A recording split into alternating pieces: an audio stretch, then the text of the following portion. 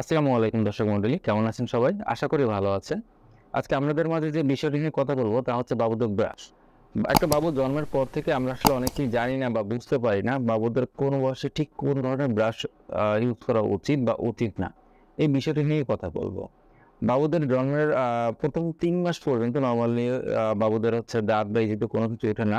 তখন বাবুদের জিহ্বা বা মায়ের যে স্তন পান করে এর ফলে জিহ্বার উপরে জিভের একটা আস্তরণের মতো পড়ে যায়। অনেকে এটা পরিষ্কার করার জন্য হাতে গামছা বা ওড়না বা এই জাতীয় কোনো একটা কাপড়ের টুকরো নিয়ে মুখটা অনেকে পরিষ্কার করে দেয়।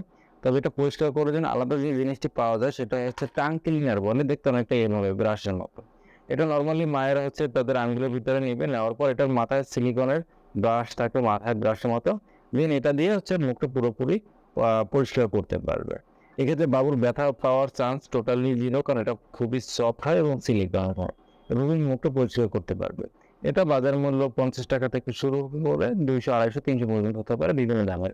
এটা যেকোনো দোকানে গিয়ে বললেই হবে যে টাং ক্লিনার বা টাং ক্লিনার সিলিকন ব্রাশ বা ফিঙ্গার ব্রাশ যেটা বলেন ওটা বাজারে পাওয়া যাবে।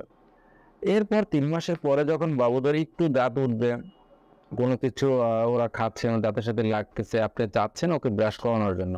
কিন্তু রেগুলার ব্রাশ তো তখনও অভ্যস্ত না বা ওটা ব্যথা হওয়ার পসিবিলিটিস থাকে। তখন মূলত বাবুদের যে ধরনের ব্রাশ ইউজ করানো উচিত সেটা হচ্ছে ব্রাশ বলে এটাকে। এটা খুবই সফট সিলিকনের হয়ে থাকে। বাবু যখন কামড় দিবে এটা হচ্ছে পুরো মাড়ির শেপের থাকে। কামড় দিলে দাঁতটা ঠিক মাঝ বরাবর সেট হয়ে যাবে। তখন বাবুদের হচ্ছে বেবি পেস্ট দিয়ে দেন হচ্ছে ওরা এভাবে করবে। কারণ এভাবে তো ওরা করতে পারবে। ওরা জাস্ট নাড়াবে, বাট সেটাই অটোমেটিক ব্রাশে কাজ করবে। এভাবে কিছুদিন গেলেই মোটামুটি ব্রাশ অভ্যস্ত হয়ে যাবে। এটা খুবই সফট হয়, যার কারণে ব্যথা পাওয়ার চান্সটা নাই বললেই চলে, টোটালি 0। এরপর বাবু যখন আরেকটু বড় হবে তখন আপনি ২ টা কাজ করতে পারেন। সেটা হচ্ছে ১ নম্বরে বাজারে এ ধরনের কিছু ব্রাশ পাওয়া যায়। আমি যে এটা দেখাচ্ছি ব্যানানা ব্রাশ এটাই না, অন্য যেকোনো হতে পারে। অর্থাৎ রেগুলার ব্রাশের মতো, বাট মাথাটা হচ্ছে সিলিকনের বা সফট হয়। কারণ রেগুলার ব্রাশ যদি দেন দেখা যায় মাথায় যে সিলিকনের যে রেগুলার ব্রাশের মাথায় যে আ ব্রাশ করার জন্য যে অংশটা থাকে, অনেক ক্ষেত্রে দেখা যায় বাবুর মাড়ি বা দাঁতের গোড়ায় ব্যথা পেতে পারে।